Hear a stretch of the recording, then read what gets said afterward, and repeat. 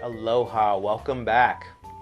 There's no fancy lighting or equipment today. I'm running on battery power. They're working on the electrical panel in the house, and I know nobody planned it, but of course it had to be the hottest day of the year so far, and it's almost 100 degrees. It's probably about 100 degrees. With the humidity, it feels like a lot more. So I decided to go to the mall where there is air conditioning and check out this store. I won't tell you the name, but it's one of those fancy kitchen stores. You could buy glassware there, you could buy dishes, pots, pans, and shakers. A lot of bar tools. I know it's a thought that counts, but I have everything I need. I have all my fancy barware. I have a complete set of kitchen knives. These generally last for many, many years. I've had these over 20 years. And when last time I did buy one of these fancy knives that cost like $100, I was really very disappointed. The last knife I got was a brand name, a very well-known one. They're made in Germany, but you know what? I don't know what happened.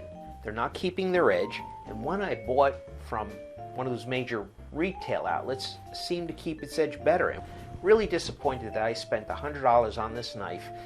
The one I bought from a major retailer for like less than 20 bucks holds its edge better. I don't understand it. So what am I going to do with this gift card? So I go and I look at some of the barware. And as you can see, I have all the fancy barware. Believe it or not, this is my third one. I broke the first two. The first time it came out of the dishwasher, it was still hot. I placed it down and it cracked. Another time, I don't even remember what happened. And I have my fancy jiggers that I got from Cocktail Kingdom. This one is probably the only thing that I spent a little bit more for that I really like, because it's got a graduated measuring cup in it, jigger. 1.5 ounces all the way down to 1/4 ounce. It's leak proof. This is really very practical. Built-in strainer. This is from OXO. I really enjoy it. But quite honestly, this is my go-to. This is what I use. And I think I got this part of a kit. I got a jigger with this, I got a strainer, I got everything. I think it was under 16 bucks from a different kitchen store, but it was on sale.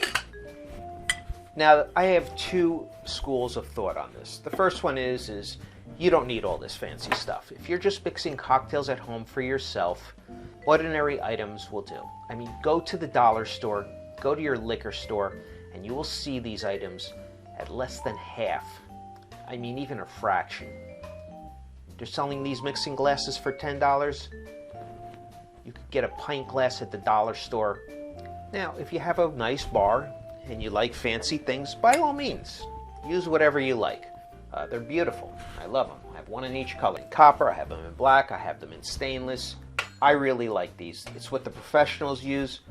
But again, if you're just mixing drinks for yourself and you don't have a fancy bar and you don't really care, I would rather go and see you invest in something like barware. And there's nothing worse when you have the wrong glass with the wrong cocktail. Those cocktails were specifically designed for a certain type of glass. When it's straight up, it's generally stirred. And when it's on the rocks, it's a rock glass. And when it's a tiki drink, it's definitely something you need to keep that cold in there, and it needs to be ceramic. But that's a whole nother episode. And I'm looking at some of the other items that they have for entertaining. I'm saying to myself, how am I going to blow $100 in this store? And you could very easily do it, even if I just bought one knife. But then I looked at some of these other things. I really wasn't happy with the workmanship of this plastic fountain. I mean, it did a great job of keeping my drinks cold for a small party I had. And I generally do love glass a lot more. As a matter of fact, we ingest enough microplastics in 1 week to make a card like this. So imagine somebody handing this to somebody and saying, okay, chop this up into little pieces. You have to eat one a day. And you have to eat one a day, and by the end of the week it has to be gone. Could you imagine cutting this into 8 pieces and trying to eat more than one a day? I mean, it sounds crazy, but it's in there. It's in our takeout containers. It's in our plastic cups. It's in our water bottles.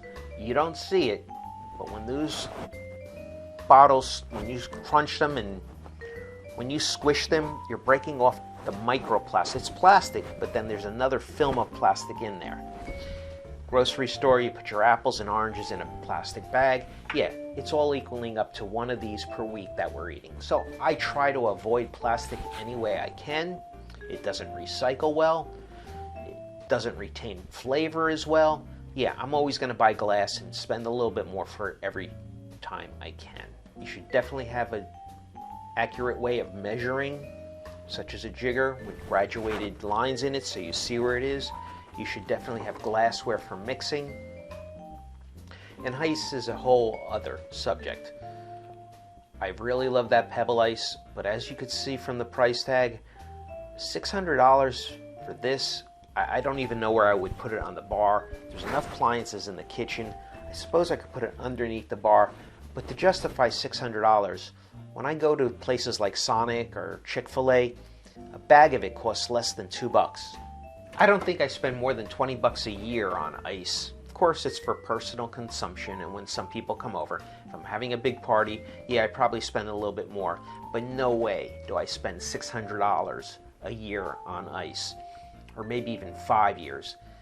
And in 5 years, I know that machine's going to break. So as much as I would love one, if I was rich, I probably would have one, but there's no way to justify the cost, even if I go to the local fast food restaurant and bring it home and some of it melts. Love to have one. I would love to have control over the quality of the ice, the spring water I use, but at the end of the day, I have $2 for ice. I don't have $600 for an ice machine that's going to take up half my bar or half my kitchen counter. It's going to eat up a lot more electricity. But for my money, if you had to buy just one thing and you had less than $25 to do it, definitely this OXO shaker. It's all stainless steel. It's got a graduated jigger. It's got a built-in strainer and top. You could even just mix stir drinks in here. You could shake them. Too bad they're not sponsoring the show, but I do love OXO products. They are quality, they are inexpensive, and they do last. Still don't know how I'm going to spend it. Probably on fancy glassware that's really fragile and is going to break very easily. Again, I'm all about practicality. When I have a party, I don't like my guests drinking from plastic. These things are less than $1, and if they break, I don't care. Even these tiki mugs are less than $5 each. We take them outside, they break. I'm not going to be upset about it. I'm not going to miss it. So that's my episode on Barware Basics. Hopefully it's the only heat wave and outage we'll suffer this summer. Still got all of August to go. But until next time, mahalo and cheers.